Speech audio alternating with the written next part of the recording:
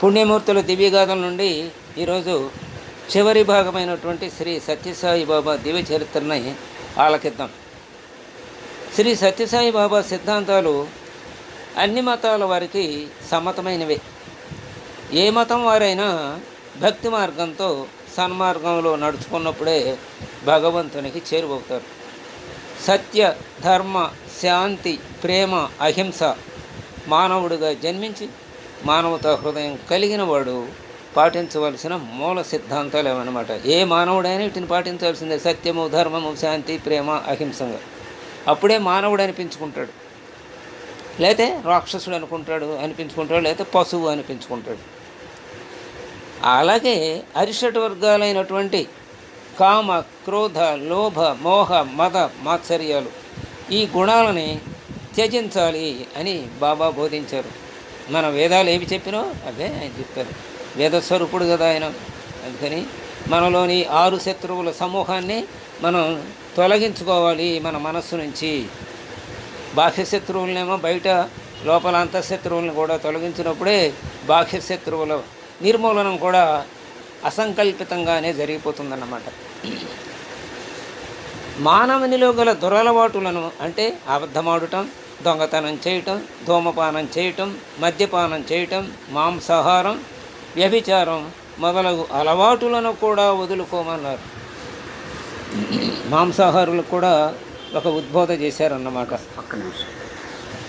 ఈ రోజుల్లో మద్యపానం చేయటం చాలా హోదాతో కూడుకున్నదిగా భావిస్తున్నారు చాలామంది.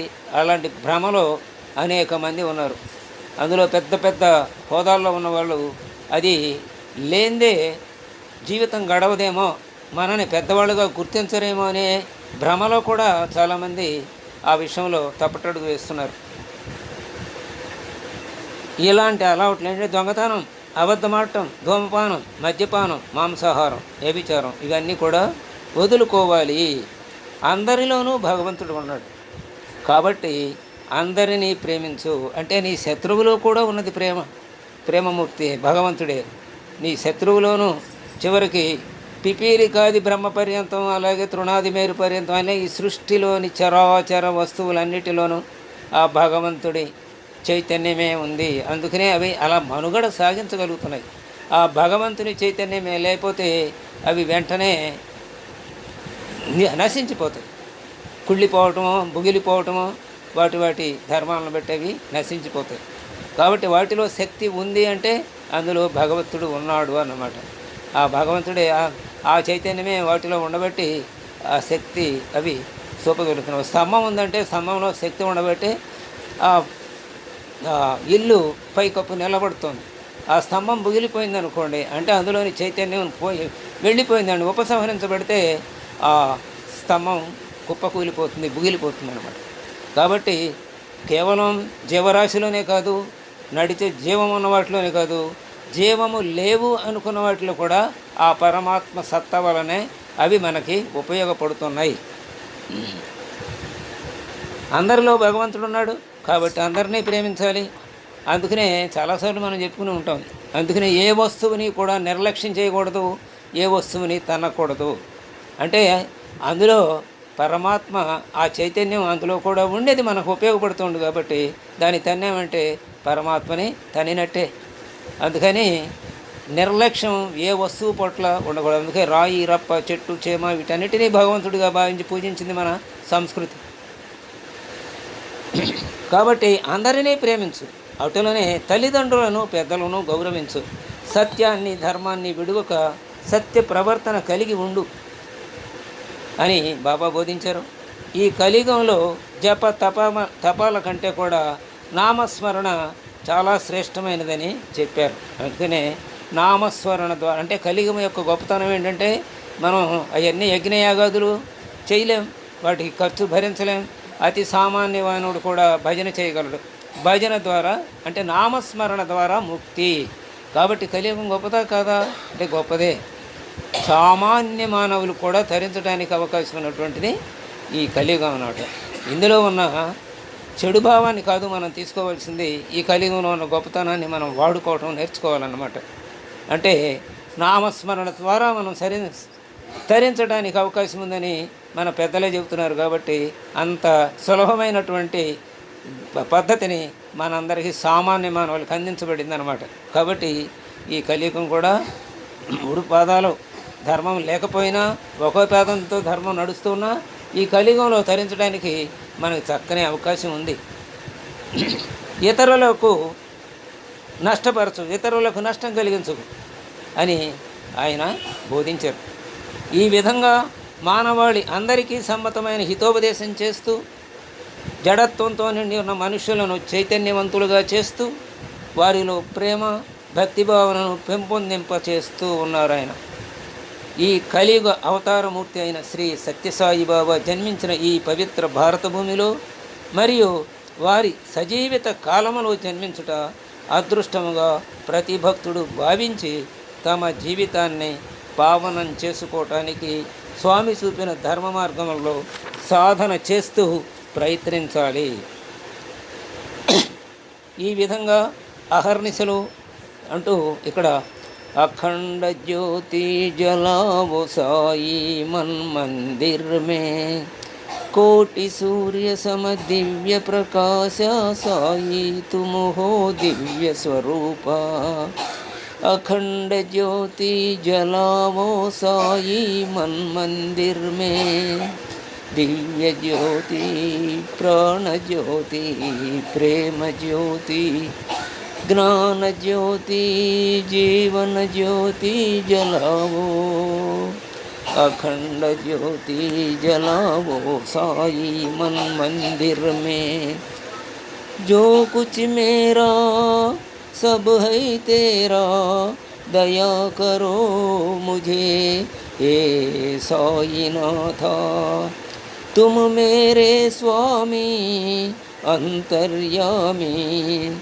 अखंड ज्योति जलावो साई मन मंदिर में अनाथ बंधो साई प्रभो अपराध क्षमा करो साई प्रभो जीवन यात्रा में साथ रहो प्रेम भक्ति हमको दीजो मेरे हृदय मंदिर से मत जाओ चरणामृत सेवा दीजो प्रभो अखंड ज्योति जलावो साई मन मंदिर में ఈ విధంగా అహర్నిశలు ఆ సాయి ప్రభువును ప్రార్థిస్తూ నీ సర్వస్వం నీదిగా భావించక అంతా ఆ స్వామి అనుగ్రహమేనని తలుస్తూ ఆ దివ్యమూర్తిని ఆ తేజోమూర్తిని